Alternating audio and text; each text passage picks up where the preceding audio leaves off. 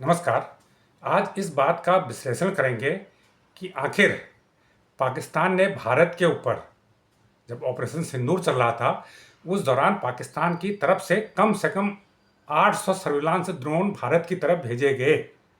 आखिर इसके पीछे क्या मकसद था और वो ऐसा क्यों कर रहा था, क्योंकि एक ड्रोन की कीमत लाखों रुपए होती है और एक साथ इन 3 दिनों के दौरान उसने 800 ड्रोन भारत पर लॉन्च किए। ये वो ड्रोन हैं जो सर्विलांस के लिए भेजे गए थे। इसके अलावा जिन ड्रोन से हमला किया गया था उनकी संख्या अलग है, वो भी 100 से अधिक ड्रोन थे। तो इस प्रकार 900 ड्रोन से उसने भारत पर अटैक किया। इसके पीछे क्या रणनीति थी?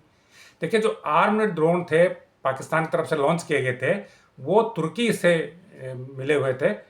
तो तुर्की के ड्रोन उसने लॉन्च किए थे और उसमें कुछ एक लोइटरिंग म्यूनिशन होता है, वो भी एक ड्रोन की तरह होता है, वो भी थे। उनके जरिए उसने भारत पर हमला किया। लेकिन कम से कम 800 ड्रोन ऐसे थे जो हमला करने वाले नहीं थे, वो सिर्फ सर्विलांस कर सकते थे, फोटो खींच सकते थे, जानकारियां जुटा सकते थे। ऐसे ड्रोन भी कम से कम 800 दागे गए थे 3 दिनों में। और एक दिन में अधिकतम 400 से अधिक ड्रोन दागे गए। लेह से लेकर भुज तक पूरे बॉर्डर पर इन ड्रोन की बाढ़ आ गई और कई बार तो भारतीय सेना भी इनसे कंफ्यूज हो गई थी। लेकिन जो भारत का एंटी ड्रोन सिस्टम है और एयर डिफेंस सिस्टम है, उसने एक एक करके इन ड्रोन का सफाया कर दिया, इनको गिरा दिया। कुछ ड्रोन ही भाग के पाकिस्तान जाने में सफल रहे। आखिर इसके पीछे पाकिस्तान की क्या रणनीति थी? इसमें जो खबर मिली है सूत्रों के हिसाब से, वो ये कह रही है कि ये जो ड्रोन थे ये चाइना के ड्रोन थे, चाइना मेड ड्रोन थे। CH-2 और CH-3 एक चाइनीज ड्रोन है, ये उसका वर्जन था और उसका सर्विलांस वर्जन था। इसका आर्म्ड वर्जन भी होता है, हथियारबंद वर्जन भी होता है, लेकिन ये जो वर्जन था ये हथियार वाला नहीं था, बिना हथियार का था। ये टोही ड्रोन था, ये सर्विलांस ड्रोन था। ये जो निगरानी के लिए आता है, देखने के लिए आता है क्या हो रहा है, फोटो खींचने के लिए आता है, वो ये ड्रोन थे और एक साथ लॉन्च किए गए थे।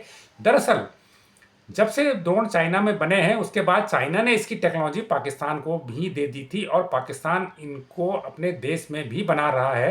बुर्राक के नाम से पाकिस्तान इनको अपने देश में बना रहा है। तो चीन में बने और पाकिस्तान में बने बुर्राक ड्रोन और चीन में बने CS ड्रोन थे, ये जो बाहरी संख्या में भारत की तरफ फैलाए गए थे, लॉन्च किए गए थे, सीमा में घुसपैठ कराए गए थे। तो खबर ये मिली है कि इन ड्रोन का पहली बार लड़ाई में इस्तेमाल हो रहा था और चीन ये देखना चाह रहा था कि ये कितने कैपेबल हैं, क्या ये सर्विलांस में प्रॉपर सर्विलांस कर पाते हैं या नहीं कर पाते हैं, इनको भारतीय सेनाएं गिरा पाती हैं नहीं गिरा पाती हैं, ये भारत के रडार में पकड़ में आते हैं या भारत के एंटी ड्रोन सिस्टम में पकड़ में आ सकते हैं या नहीं आ सकते हैं, वो ये देखना चाह रहा था। यानी भारत के जो प्रतिरक्षा तंत्र है, भारत का जो एयर डिफेंस तंत्र है, वो देखना चाह रहा था इन ड्रोन को कितना पकड़ पाता है, कितना नहीं पकड़ पाता है।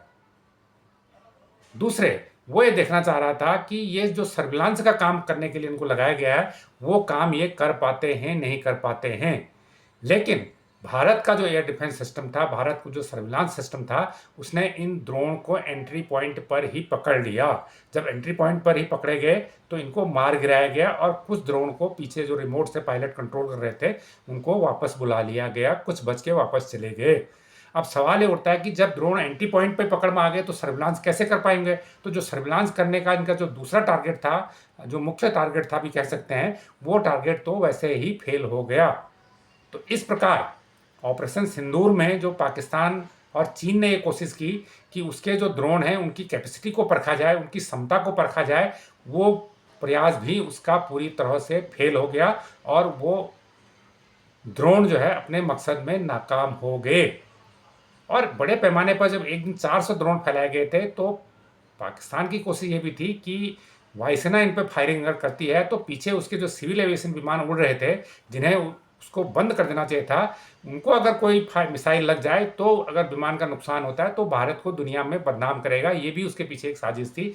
इसको भी भारतीय वायुसेना ने विफल कर दिया क्योंकि वायुसेना ने सोच समझ के ऐसे अस्त्रों का इस्तेमाल किया जो सिर्फ ड्रोन को ही लक्ष्य कर सकते थे, जिसके भटकने के चांसेस बहुत कम थे। तो ये जानकारी आपको कैसी लगी, वीडियो आपको कैसा लगा, हमें कमेंट करके ज़रूर बताएं।